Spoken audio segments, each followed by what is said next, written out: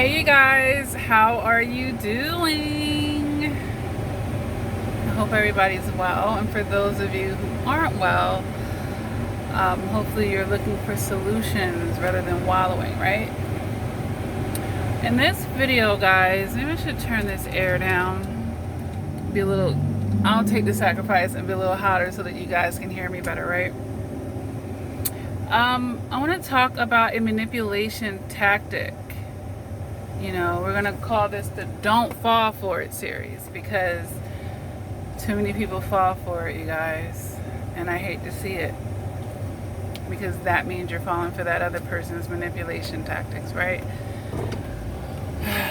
And it also means, you guys, that you're falling for a lie, right? And it's another setup for failure, and it will be yet another offense to get over in your hurdle of healing. And then if you're not seeking healing, I guess, you know, hopefully that offense will be enough weight on the scales to tip you either out of resistance or to get your awareness where it needs to be, because sometimes we just don't see things that are going on right before our eyes, because, you know, yet again, the lens that we're looking out of. I just pulled up to this store and I was just making sure it wasn't like store closing signs. I'm like, oh boy, I must really save a few bucks here. I'm really just coming in here for spoons and forks, and not to digress to anything, but you know, I am a mother, you guys, and most of you who follow my channel know that.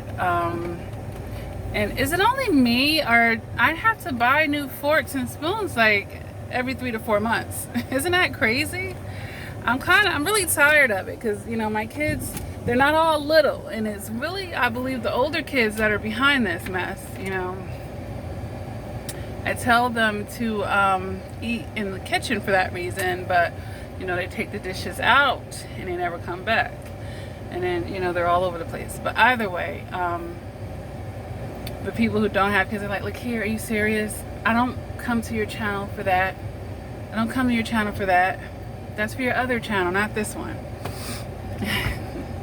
But you know, no matter what I'm doing, I never stop being a mom, right? I'm always on the clock with that.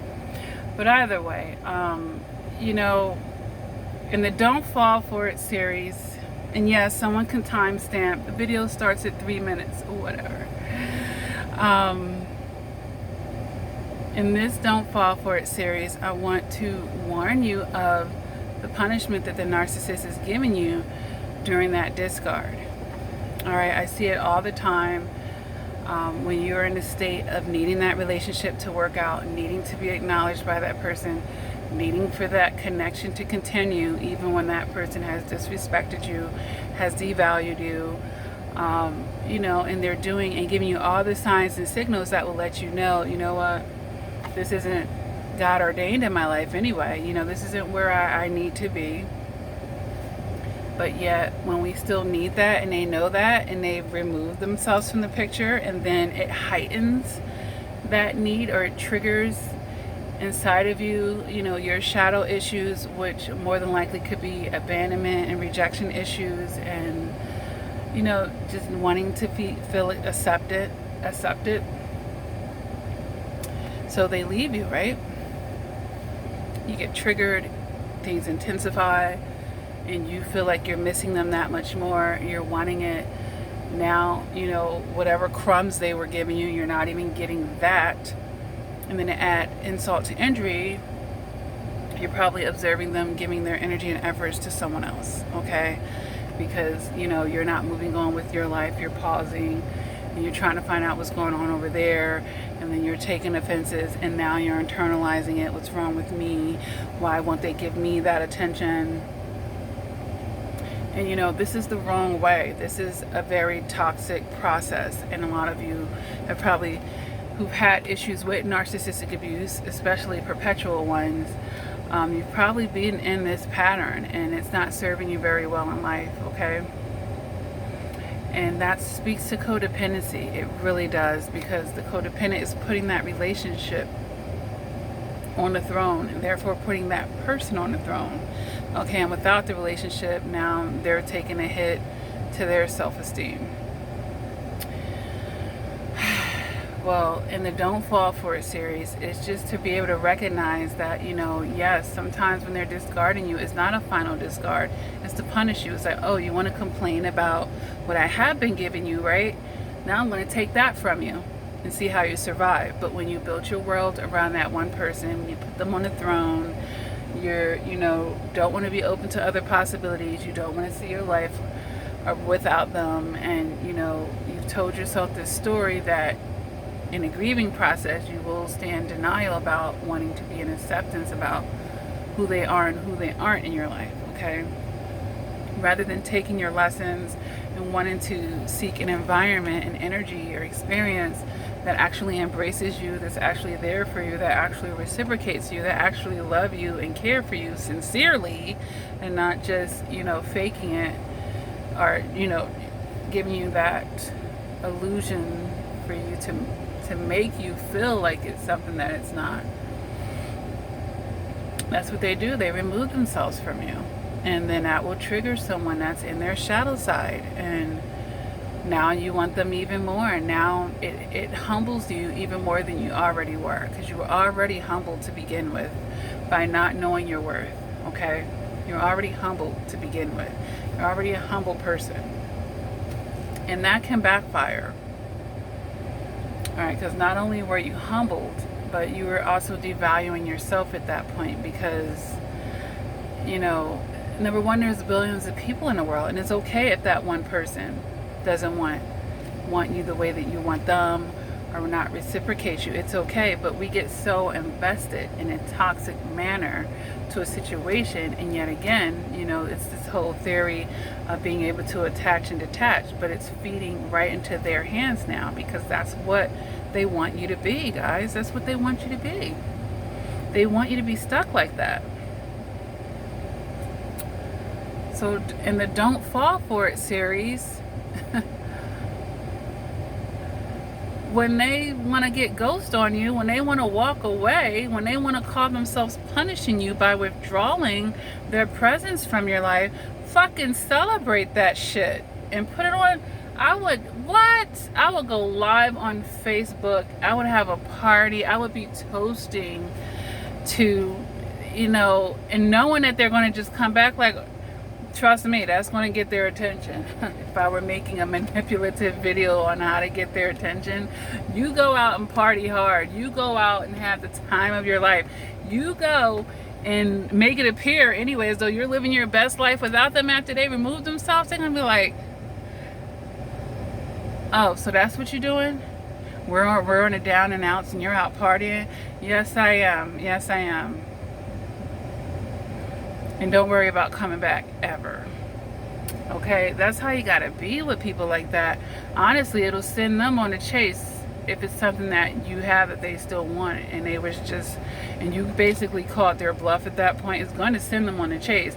But you actually do the things that will make them laugh on the inside most of the time, because you show them you're hurt. You show them, oh, I miss you, why can't we work it out? And or you get emotional and show that you're really hurt, and it just validates to them, oh, this is working. But if you actually did the opposite and went on with your life, it actually would pull them back, even though you shouldn't want them back, but it would actually pull them back to you because you kicked them off the throne. All right, so yes, in this Don't Fall For It series, like when they're giving you the silent treatment, and I've made substantial videos about breaking down the silent treatment and what they are communicating with you in that silence, in that behavior. I gotta drink some more water today, guys. As soon as I go home, I'm gonna rinse me a lemon off and make me a nice big pitcher of nice cold lemon water and totally alkaline myself. But either way, yeah, don't fall for that. You know, like, you have to learn to appreciate those things. You know, we get so hurt by it when we're not in our emotional maturity, but once you get it, once you live life long enough, and once you increase your emotional maturity, you'll appreciate that type of stuff. It might be like, wow. It might be like, whoa.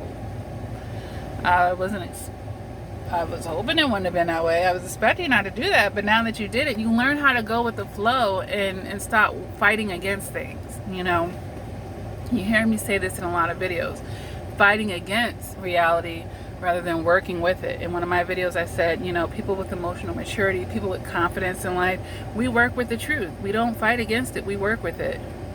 We find a way to have it work for our advantage. People who have low self-esteem, low confidence, low self-value, all that stuff, they fight against it. They're being delusional in their situations. Because the truth is, you're not who they're saying you are. They're devaluing you, but that's not really your worth. You're taking it, you're accepting it, and you're acting that out by taking their abuse and whatnot, but that's not really your true worth. If anything, the narcissist actually sees your worth more than you do. They just don't let it on to you. I mean, if there was no worth to you, sweetie, sir, they wouldn't be bothered with you. So they actually see your worth. But they're doing like this reverse psychiatry thing with you where they're not going to let it on to you. They're not going to let you know because they want to keep the upper hand. They realize the person who feels more valuable, not who is, but actually the person who knows it and feels it, whether they are or not. See, the narcissist will take that portrayal in front of you and they'll walk the walk, even though they have low self-esteem beneath the surface themselves, but they're willing to fake it. They're not going to make it, but they're willing to fake it. So I can't say fake it till they make it. They're not going to make it there, but they're willing to fake it, to people externally. So, we don't want to fall for it. We want to see the blessing of people removing themselves out of our lives and get out of this devastation. Like, they're not your maker. They're not the last person in the world. And no matter how bad you wanted it to work out, once they show you that they're not a part of your journey or that season is over, just take your lessons. Just take your lessons and let that be it. And I know that someone is sitting there saying, oh, that's easy for Lakia to say. You're not emotionally attached. You're not the one emotionally tangled up. It wasn't your husband or wife. You didn't have a child with that person. It's easy for you to tell me to just leave them alone. You didn't spend the last 10 years with them, or 5 years, or 1 year. And some of you get this way over a few months. It is still easy for me to say that because, number one, I've been there and done that. But number two, I know about not overstaying my welcome. Okay, and we have to learn in our emotional maturity not to overstay our welcome, because that's when we invite devastation. That's when the offenses get that much higher, because the universe is like, okay, this person won't do it. We're showing them this and that, but this person won't do it. So we're going to have to do it for them. And they're going to orchestrate something. And you ever seen that meme, God will break your heart to save your spirit or soul, or he'll break your heart to bless you. It's breaking your heart because you want something out of your toxicity that's not for you at the moment, and damn sure not from that source. So yeah, he's going to break your heart. He needs to, because your heart is seeking the wrong thing in that moment. Okay? But yeah, let's digress back to the topic here. We have to start seeing where that's a beautiful thing, where people release themselves, even if it's temporarily, because you got them to leave. Now that you got them to leave, you keep it that way. They're going to try to come back, but people can only do what you allow them to do. They can only get as far as you let them. All right, so let's be empowered. Stop being the tell. Stop always just accepting what's given to you. Stop with the lack mentality. Stop acting like they're the last person in the world. That speaks to unhealthy attachments. That speaks to a person who has some shadow work to do with their own self-esteem. You're filling voids with them that they shouldn't be filling. And that's why it's hurting you to detach from them. You've assigned things to them that they have no business with, all right?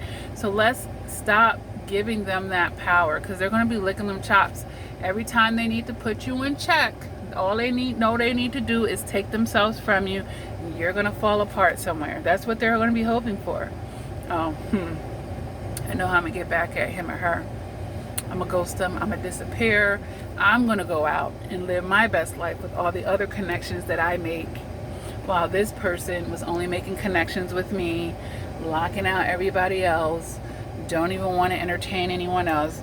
You know, like, is really, we have to check ourselves. We really have to check ourselves. You're dating some guy, he didn't even put a ring on it, okay?